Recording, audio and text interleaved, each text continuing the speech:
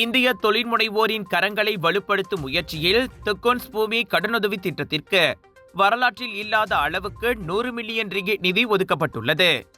இந்திய தொழில்முனைவோர் தங்களின் வியாபாரத்தை பெருக்கிக் கொள்ளும் வகையில் மடாடி அரசாங்கம் இப்புத்தாண்டில் அவ்வறிவிப்பை வெளியிட்டது. 2025 வரவு செலவு அறிக்கையில் துக்கோன் நேஷனல் வாயிலாக பிரதமர் 30 மில்லியன் ரிங்கேட் நிதியை அறிவித்த நிலையில் துக்கோனின் சொந்த நிதியில் இருந்து 70 மில்லியன் ரிங்கேட் கூடுதலாக ஒதுக்கப்பட்டுள்ளது. இதன் வழி நாடு முழுவதும் 5000த்திற்கும் மேற்பட்ட இந்திய தொழில்முனைவோர் பயனடைவர் என தொழில் முனைவோர் மற்றும் கூட்டுறவு மேம்பாட்டுத்துறை துணை அமைச்சர் டத்தோஸ்ரீ ரமணன் ராமகிருஷ்ணன் தெரிவித்தார்.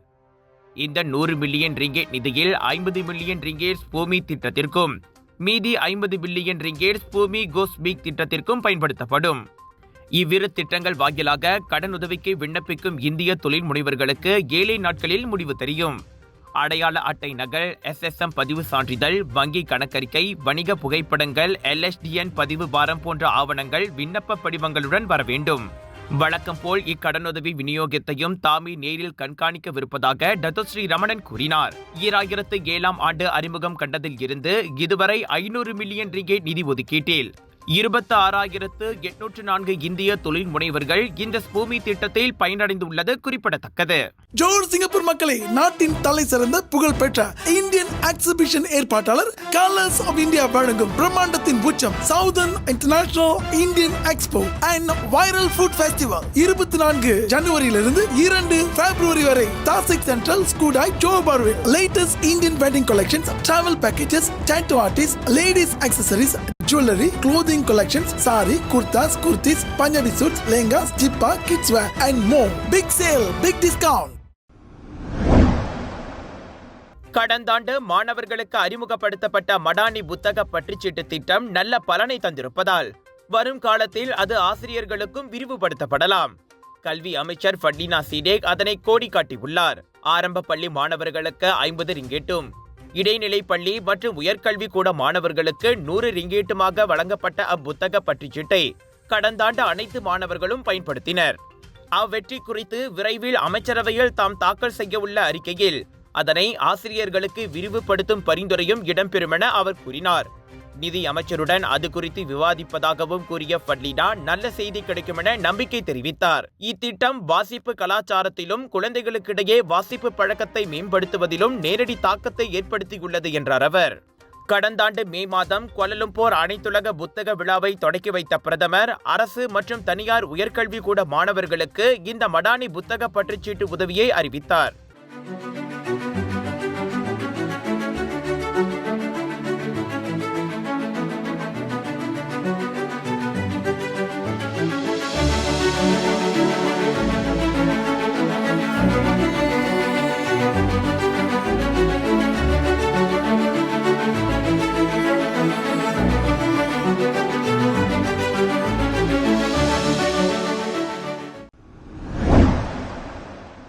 பினாங்கு மக்களுக்கான மருத்துவ பராமரிப்பு சேவைகளை அடுத்த கட்டத்திற்கு எடுத்து செல்லும் வகையில் அதிநவீன இயந்திரங்கள் கொள்முதல் செய்யப்படுகின்றன.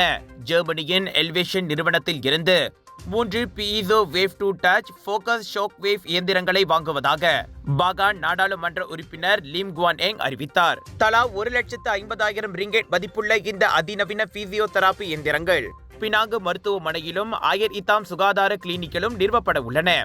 வரும் மார்ச் தொடக்கத்தில் அவை செயல்பாட்டுக்கு வரும் என எதிர்பார்க்கப்படுகிறது. பீசோ வேவ் 2 டச் தசைக்கூட்டு நிலைமைகள், நாள்பட்ட வலி மற்றும் விளையாட்டு காயங்களுக்கு திறம்பட சிகிச்சையளிக்க வடிவமைக்கப்பட்ட ஊடுருவல் அல்லாத பிசியோதெரபி தொழில்நுட்பமாகும். வலி மேலாண்மை மற்றும் புத்துணர்வு சிகிச்சையில் துல்லிய செயல்திறனை கொண்ட அவ்வியந்திரங்கள் பினாங்கு சுகாதார அமைப்பில் ஒரு புரட்சிகரமான அங்கமாகும். மலேசியாவில் அதிக வயதான மக்கள் தொகையை கொண்ட பினாங்கில் மேம்பட்ட சுகாதார தீர்வுகளுக்கான தேவை அதிகரித்து வருவதால் இந்த முயற்சி பொருத்தமான நேரத்தில் மேற்கொள்ளப்பட்டுள்ளது.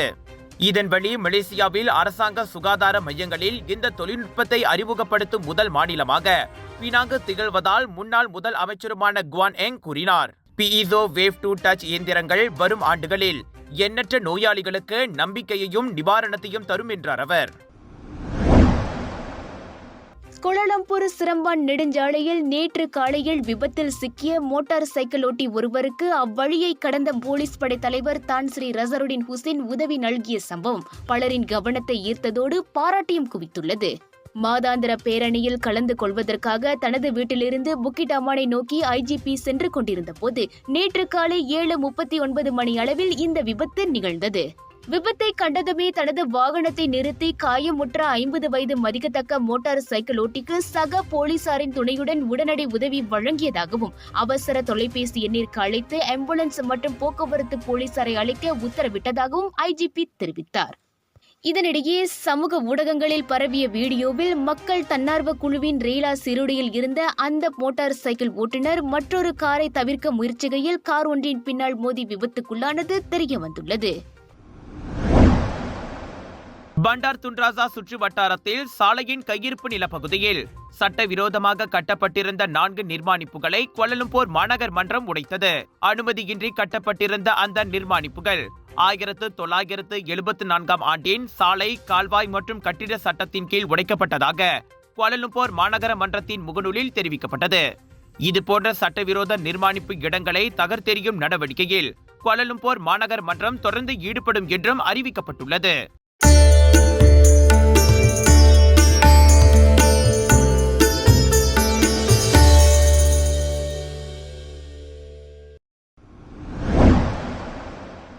இன்று கெந்திங் மலையில் நிலச்சரிவு ஏற்பட்டதை தொடர்ந்து வாகனங்கள் செல்லும் 2 சாலைகளில் போக்குவரத்துக்கு முட்டுக்கட்டை ஏற்பட்டது.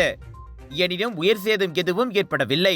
இன்று அதிகாலை மணி 2:47க்கு நிலச்சரிவு ஏற்பட்டது குறித்து தங்களுக்கு தெரிவிக்கப்பட்டதாக பென்தோங் போலீஸ் தலைவர் ஜஹீம் கஹா தெரிவித்தார்.